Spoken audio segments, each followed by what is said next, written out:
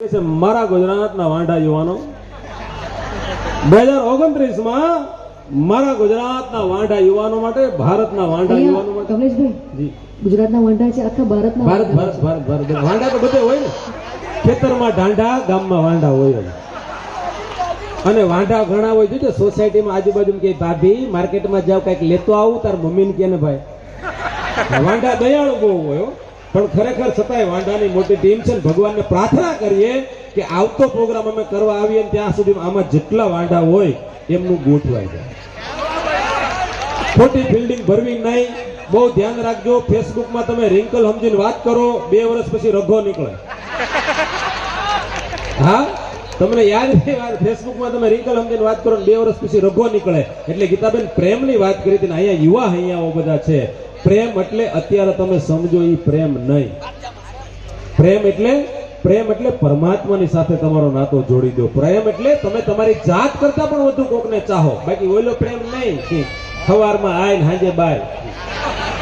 અત્યારે કેવો પ્રેમ થાય? સોમવારે સામા મળે, મંગળવારે મન માને, બુધવારે બે નક્કી કરે, ગુરુવારે લગ્ન કરે, શુક્રવારે શંકા જાય, શનિવારે છૂટાછેડા, રવિવારની રજા અને સોમવારે પાછી બીજી કન્યા ગોતવા જાય. પણ પ્રેમ કોને કહેવાય? મારો યુવાન કવિ મિત્ર હિરેન ધામેલિયા લખે છે 2 પંક્તિ પ્રેમ માટે કે પ્રેમમાં ક્યાં પુરાવો જોઈએ, તારી યાદોમાં સપનાનો સહારો જોઈએ. વાવા કરજો, મજા આવે તો. પ્રેમમાં ક્યાં પુરાવો જોઈએ, તારી યાદોમાં સપનાનો સહારો જોઈએ. અરે પ્રેમ નથી કઈ 3 વર્ષનો કોર્સ, એને કરવા તો આખો જન્મારો જોઈએ. હા, એટલે પ્રેમ કરજો, પરિવારને પ્રેમ કરજો, સંસ્કૃતિને પ્રેમ કરજો. એવી ઈચ્છા છે કે મારું સન્માન તમે બધાએ જે પ્રેમ આપ્યો છે, સન્માન છે, એટલે સન્માનનું આપણે 10 વાગ્યા પછી રાખીએ. ત્યાં સુધી ધાઈ લઈએ. હા, આ ભાઈએ સુકન્યા યોજના આમના માટે લાવી, થોડું મોદી સાહેબ લાવવાના, પછી આપણે સન્માન લઈએ. બિલકુલ. છેલ્લે સુકન્યા સંભળાવી દો આ વાંઢાઓ માટે. બેન, હવે હું તમને વિનંતી કરું, હું તે મારો 32 વર્ષે વારો આવ્યો એટલે વાંઢાને કઈ કહે તો મને દુઃખ લાગે. એટલે હવે કુંવારા શબ્દ બોલજો. તમે મારા મોટા બેન છો પણ કુંવારા બોલજો, વાંઢા નહીં. હા, જો વાંઢા કુંવારામાં ઘણો ફેર. વાંઢો કોને કહેવાય ખબર? જો તમને વિભાજન કરીને કહું, વાંઢો કોને કહેવાય અને કુંવારો કોને કહેવાય? આખા ગામમાં કેતો ફરતો હોય મારા જેવું હોય તો ધ્યાનમાં રાખજો. કોઈ ધ્યાન ન આપતું હોય એને વાંઢો કહેવાય. અને સામેથી 4 માગા આવતા હોય પોતે આત્મનિર્ભર રહેવા માંગતો હોય, એ બા आईना तोड़ दिया हमने इस ख्याल से कि शायद तकदीर बदल जाएगी. मुझे क्या मालूम था कि कांच के टुकड़े में तेरी ही तस्वीर नजर आएगी. એટલે બહુ ખોટી વાયડે માં નો રહેવું. મારો 32 વર્ષ વારો આવ્યો એટલે જ્યાં મેળાવીને ગોઠવાઈ જવું. કાળી છે, જાડી છે, લાંબી છે, આવું કરવું નહીં. સારી કન્યા મળે એટલે હા પાડી દેવી. શું કામ ખબર? પછી તમે એસટી બસની વાટે ઉભા રહો, એસટી તમને ન ગમે, સારી વોલ્વો બસ જતી રહી અને પછી સાંજ સુધી એકય બસ ન મળે, છેલ્લે પછી તમારે ટેમ્પોમાં જવું પડે અને ટેમ્પા ટાઈમે પુગાડે જ નહીં. ખબર. એટલે સુકન્યા યોજના હવે સાહેબ આવશે. શું કે છે?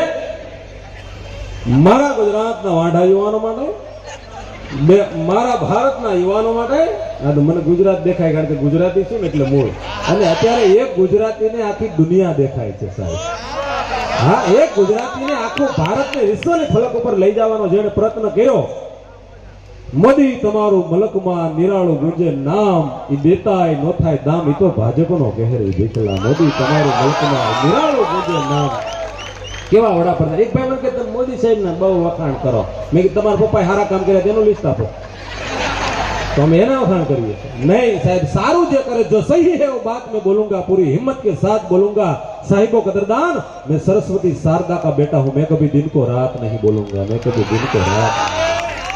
એટલે જે સાચું છે એને હંમેશા માટે બિરદાવજો. પોતાની જાતને જીવાડજો, પોતાના ધર્મને જીવાડજો, સારા વ્યક્તિનો સાથ આપજો. એટલે 2029 માં સાહેબ આવશે. શું કે છે ખબર?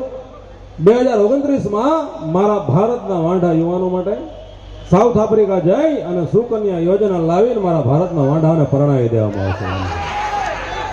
આ રચના ગીતાબેનને બહુ ગમે અને વારંવાર મને ફરમાઈશ કરતા હોય. બેનશ્રીનો ખૂબ આભારી છું. ખૂબ અત્યારે ગુજરાત, ભારત, બરોડો, બારાડી, ભાલ, ઓખા, પાચાળ, ભારત સિવાય અન્ય દેશમાં પણ બેન સાથે પ્રોગ્રામો કર્યા છે. કમલેશ પ્રજાપતિ નામથી બધા મને મિત્રો ઓળખે છે. સારું લાગે તાળી પાડો.